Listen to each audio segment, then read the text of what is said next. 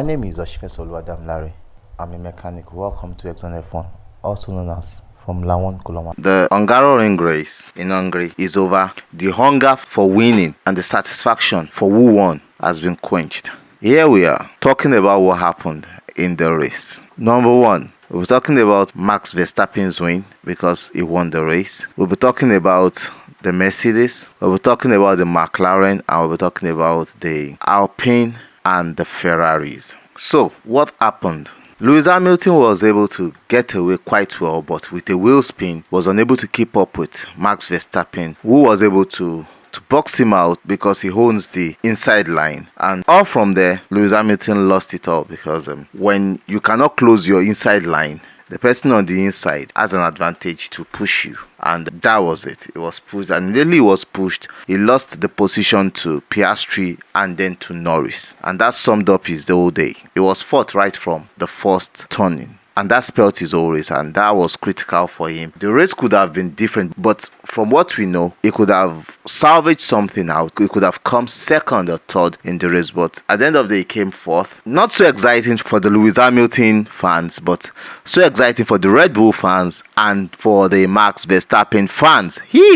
So, what happened in the stint of the race? Max Verstappen drove beautifully. Now, one thing I've said over and over again is when you're winning and you're having that kind of confidence, there is no way you won't be jailed to drive. And his drive today, his starting procedure today was perfect because he knew he was racing Lewis Hamilton. Because whenever he's racing Lewis Hamilton, the other devils in him come out and he tries to make sure he's on point because he knows he's racing the best racing driver in F1 in the past 1 decade. I can even say in the past 2 decades, Lewis Hamilton has shown superiority in race pace. And for people that have been saying, yeah, forget about it, there was a time Mercedes were dominant, I'll make a video for that and I'll be able to explain the dominance and dominance to you, because a lot of people don't understand that there's a difference between being dominant and being dominance. I would say dominance.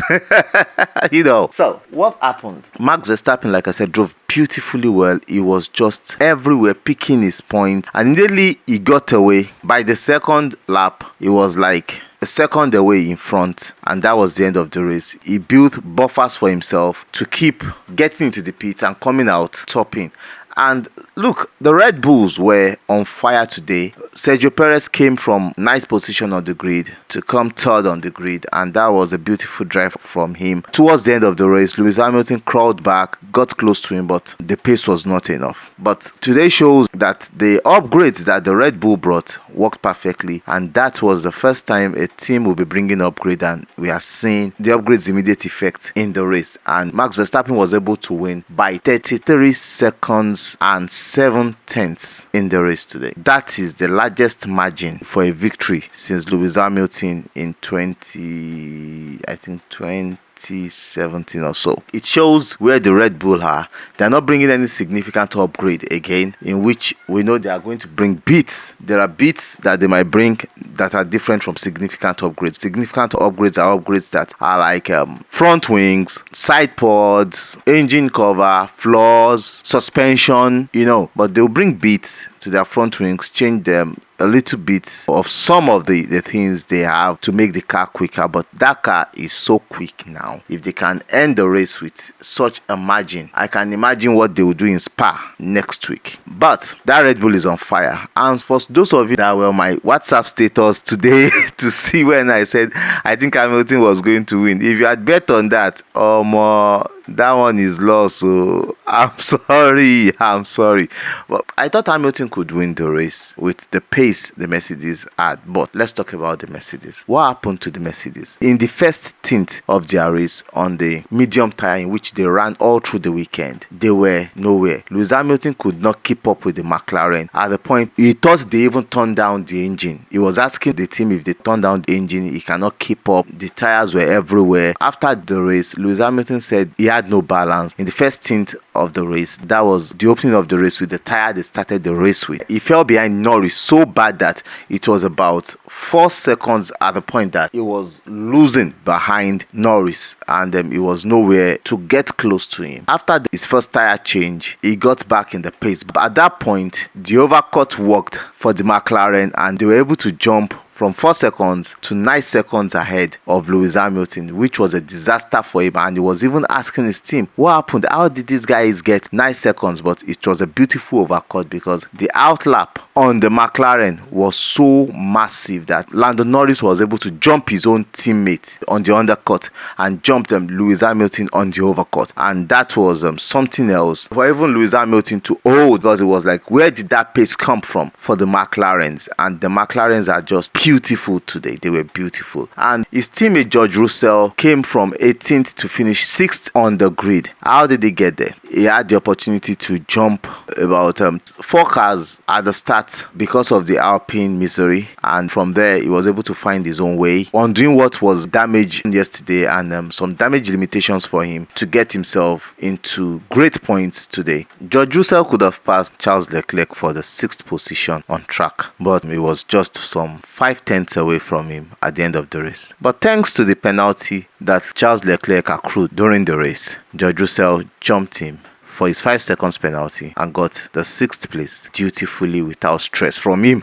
That is it. And in the second stint, like I said, the Mercedes were coming up better, but they were on hard tires, so we could not refine their pace. Everybody suffered the hot weather in Hungary because the track temperature and the track conditions were very, very unbearable. The track temperature was about 50 degrees or more, and it was so hot for them, but the Red Bulls were able to keep their tires in check. That is the most surprising thing. Lewis Hamilton did his medium tires for 17 laps, and Max Verstappen did his for 24 laps. That is massive. So those guys have something they are doing through their suspension to make sure they manage the heat in their tires and the tires don't overheat, because they were not complaining about tires overheating at all. While other teams were complaining, McLaren, everybody was complaining about tires overheating, tires getting too hot, especially the rear tires that we knew they would suffer on in Hungary. And then on the third stint, the Mercedes came alive because they were really low on fuel at that point. They came alive, and I think those are the things the Mercedes team need to look at during these few days before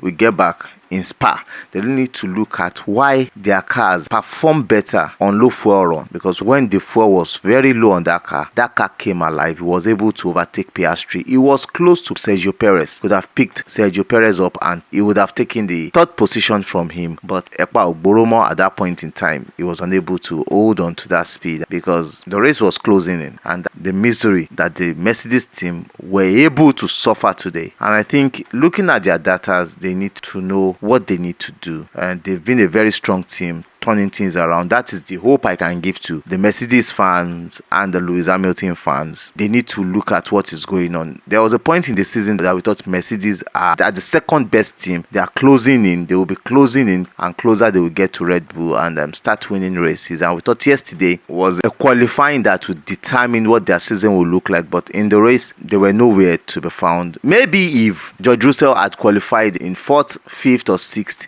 they might have put pressure on the McLaren team, but that wasn't the case. They really fell by the wayside, showing us that the McLaren are the second best team in F1 presently. There was a time that Aston Martins were, but Aston Martins have dwindled back to the 5th best team presently in F1. But that being said, we move to McLaren. What happened to McLaren? Since their upgrade in Austria, that team has blown up. They've turned their season around. I could remember there was a time Lando Norris was finishing his race 15th, 17th, and all of a sudden 2 races back to back, Lando Norris second in 2 races. That is massive. Where did that come from? How can they turn it all around in just a single huge upgrade, and they turned everything around? That is something else. I think that is what the other teams need to look at, because that single upgrade has turned the season of the McLaren around just like that. How did it pan out for them? Lando Norris has been driving beautifully. He was able to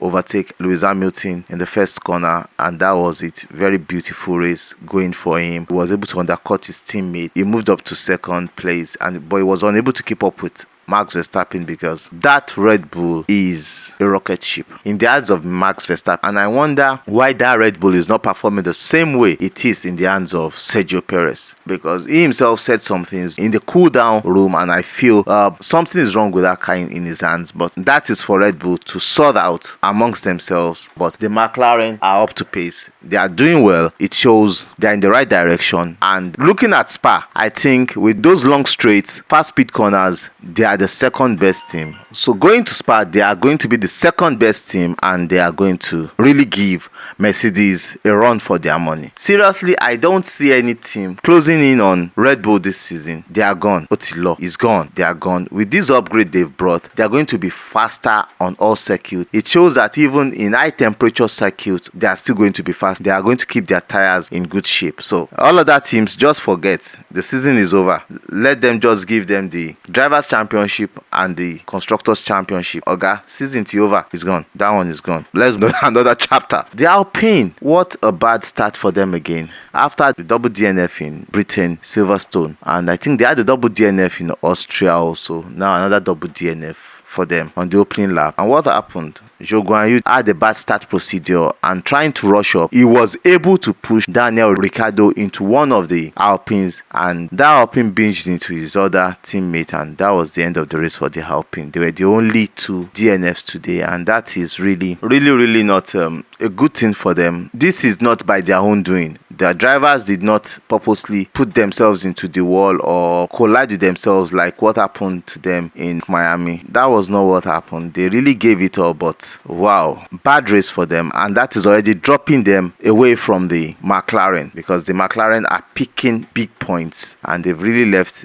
the Alpines where they are, because in the last 3 races they've come up with 0 points. I'm sorry for the Alpine team, and I hope they can get back to their form. They brought good upgrades, and those upgrades we were unable to see the potentials of their upgrade in the race. From me, my condolences to them. And to the Ferrari, Jesus Christ, Ferrari. Oh Christ, what is wrong with Ferrari? What is wrong with Ferrari? They had a good pace starting the race. They were already closer to the Mercedes. They were running 5th and 6th. And all of a sudden, they just dropped off, and they were nowhere to be found. They were totally nowhere to be found. They were not competing with anybody today. They were only competing with themselves and the architect of their own downfall. Yes, new tire allocations and the way the race panned out, no FP1, might have done everything bad. Not this worst for Ferrari. This is just absolutely shambolic for them. They were nowhere. They could not even race themselves. That's how bad it is for Ferrari. I'm sorry, the Ferrari fans. That team, even with the 3rd team principal in 5 years, Christ, that team is suffering. They are really suffering. They need to get their hearts back, get themselves together. They have a good engine. They have a good car, but I don't know. Maybe they've lost the best of their engineers or the best of their technical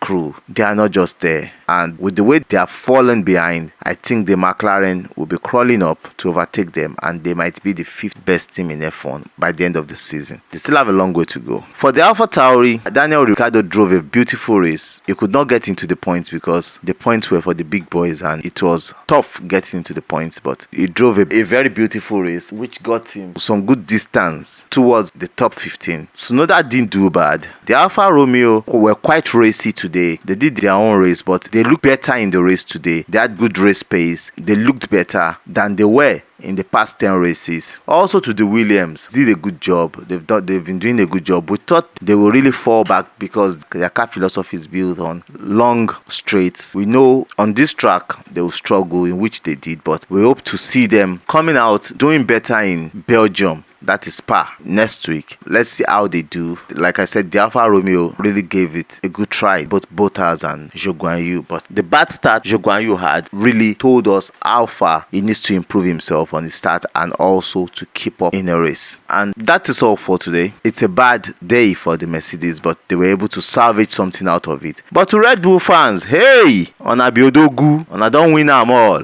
Congratulations to them. Congratulations on 12 straight consecutive wins for Red Bull team and 7th consecutive win for Max Verstappen and the 2nd win in Hungary in Formula 1. Nice one to the team. Great one. We meet on the other one very soon. See you in Spa. But before Spa, we'll be having other videos dropping. Be on the lookout. Watch out for them. We love you. Bye. Chi. We have a new friend in the house. We are in Nigeria here, West Africa. He provides internet for us. They provide the best internet around the mainland, and I know they are still moving to the highland and they are moving all around Nigeria. But for you to get internet on the mainland, contact Firebrad Telecom Limited. They get you sorted out ASAP. The best cable internet on the mainland, fiber, I think they get sorted out. We talk much about them in the course of some of our videos, but contact them. They get sorted out. We love you.